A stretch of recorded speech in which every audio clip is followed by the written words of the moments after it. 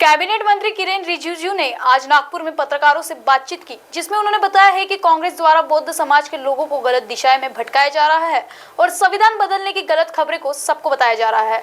साथ ही कांग्रेस के राहुल गांधी के ऊपर टिप्पणियां भी की है। आज नागपुर में आकर के मुझे दीक्षा भूमि में आकर के मुझे बहुत अच्छा लगा। फिर से बाबा साहब का दर्शन करने का मौका मिला, लेकिन साथ साथ में अपने लोगों को भी मैं मिलूँगा और जो प्रतिनिधि दल हैं सबसे मिलूँगा। और फिर मैं 7 तारीख को पुणे भी जा रहा हूँ और पुणे में भी मेरा कार्यक्रम रहेगा। और फिर अलग अलग स्थानों पे कुछ हमने राशि दिए हैं, उसका भी फाउंडेशन भी हम लगाएंगे और विशेष करके यहाँ पार्टी कार्यकर्ताओं से भी मिलेंगे।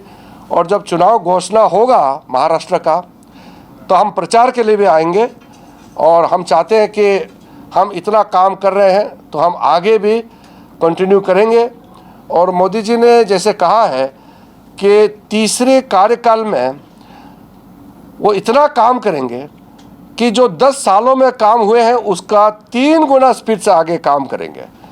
और मोदी जी का मंत्रिमंडल में उनका कैबिनेट साथी होने के नाते जो हमारा प्रधानमंत्री जी कहेंगे हम उसको ज़मीन तक उतारेंगे। इसलिए आज नागपुर में आप जितना भी पत्रकार बंधुओं से मिलना हुआ तो मुझे अच्छा लगा। और जैसे मैंने कहा कि नागपुर से पुराना संबंध है, तो यहाँ के लोगों से भी उसी प्रकार से मेरा लगाव रहता है। कई लोगों से मैं नागपुर में आकर के मिला है, नागपुर के कई संस्थाएं हैं, सबसे मैं मिला हुआ हूँ। दिल्ली में भी लोग आते हैं तो वहाँ पे भी मिला हूँ। और बहुत अच्छा जगह है, बहुत अच्छे लोग हैं। और नागपुर से हम ये संदेश जो दिया है, मुझे उम्मीद है कि हमारे सारे महाराष्ट्र के जनताओं के बीच में और देश भर में हमारा संदेश जरूर पहुँचे। ये जब वक्फ अमेंडमेंट बिल पेश किया मेरे द्वारा पार्लियामेंट में, तो कांग्रेस के कुछ लोगों ने कहा कि आप तो मुसलमान नहीं हैं, इसलिए वक्फ के बारे में आप कैसे बोल सकते हैं।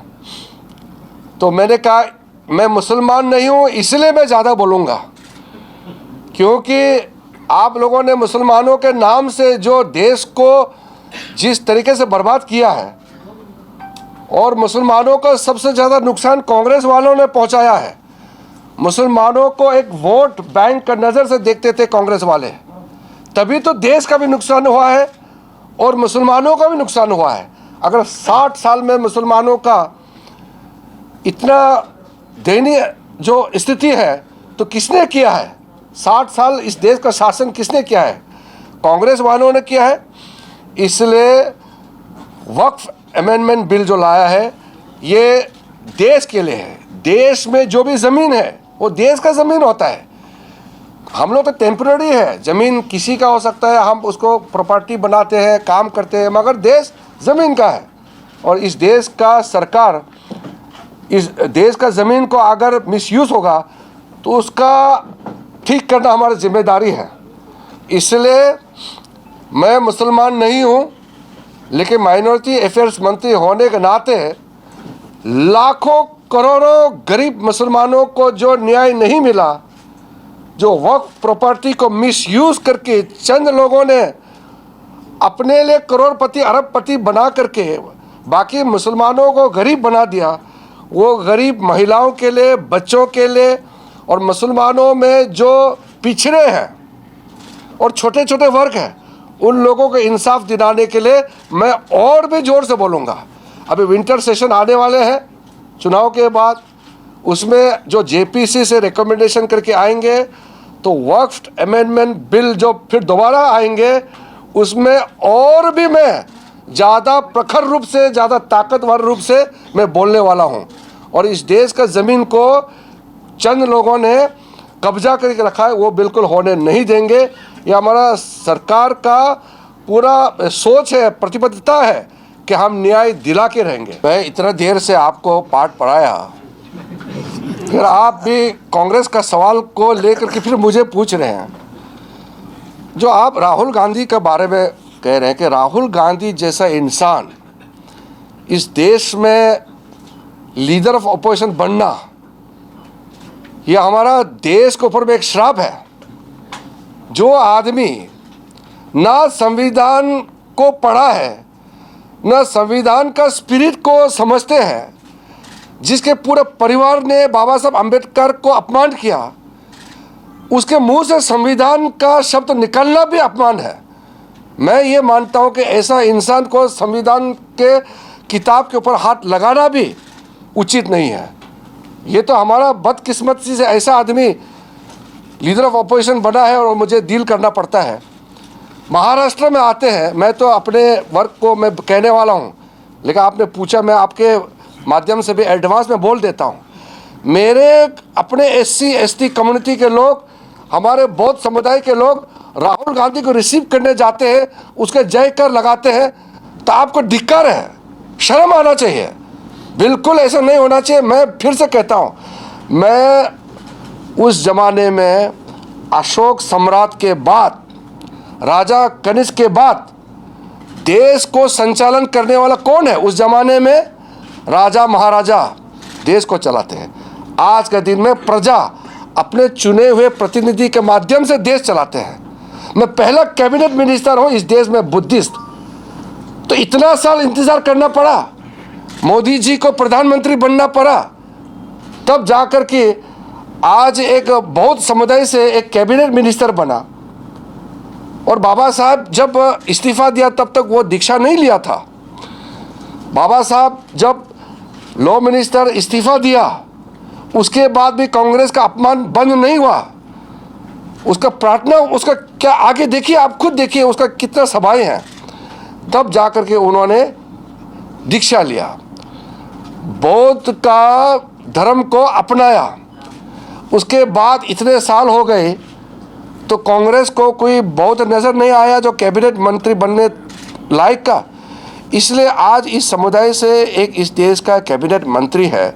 और मेरे समुदाय के लोग राहुल गांधी जैसे इंसान को फूल माला चढ़ा करके उनको सर पे बिठा के चलेंगे तो क्या मुझे गुस्सा नहीं आएगा क्या? मुझे तो आक्रोश है दिल में। मैं इसलिए कह रहा हूँ, मैं आगे भी कहने वाला हूँ ये बात को। और ये कोई हल्का से लेने वाला बात नहीं है, ये हमारे लिए हमारा अस्तित्व का बात है, हमारा पहचान, हमारा जो हमारा बैकग्राउंड, हमारा पूरा आत्मा को छूने वाला बात है। इसको हमारा कोई बुद्धिस्ट आदमी, हमारे यहाँ से कोई SC ST आदमी राहुल गांधी का नारा लगाने से मेरे दिल को बहुत चोट पहुँचता है। महाराष्ट्र टीवी 24 के लिए कैमरामैन प्रवीण सूर्यवंशी के साथ अभिषेक दुबे की रिपोर्ट।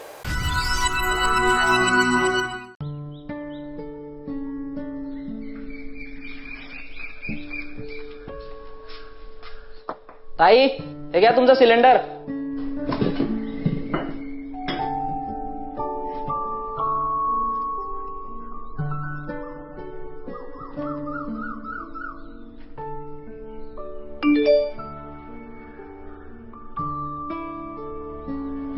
आई कोणाचा तरी मेसेज आलाय बघ। मेसेज?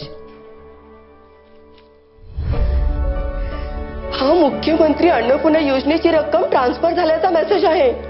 राज्यातील महिलांच्या सक्षमीकरणासाठी आणि स्वच्छ इंधनाची पूर्तता करून महिलांच्या आरोग्याचे रक्षण करण्यासाठी महाराष्ट्र शासन सादर करीत आहे मुख्यमंत्री अन्नपूर्णा योजना। योजनेअंतर्गत पात्र महिलांना वर्षाला 3 LPG सिलेंडर मोफत मिळणार। लाभाची रक्कम महिलांच्या बँक खात्यात जमा होणार। घराघरात अन्नपूर्णा, घराघरात आनंद।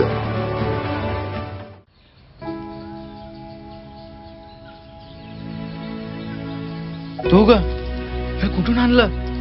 आणला साडी पण वाह, छान दिसते की। हो, सरकारनं 1500 रुपये चालू केले दर महिन्याला। आणि लय दिसायची इच्छा होती म्हणून हा सदरा आणि ही साडी घेतली। आणि पुढच्या महिन्यात परत पैसे आले ना, मग छोटीला फ्रॉक आणि आपल्या कपिलेला माळा घेणार आहे। बर, राज्यातील भगिनींच्या सन्मानार्थ महाराष्ट्र शासनाची मुख्यमंत्री माझी लाडकी बहीण योजना। महाराष्ट्रातील प्रत्येक पात्र महिलेच्या बँक खात्यात दर महिना 1500 रुपये जमा होणार। सन्मान बहिणींचा, सन्मान महाराष्ट्राचा।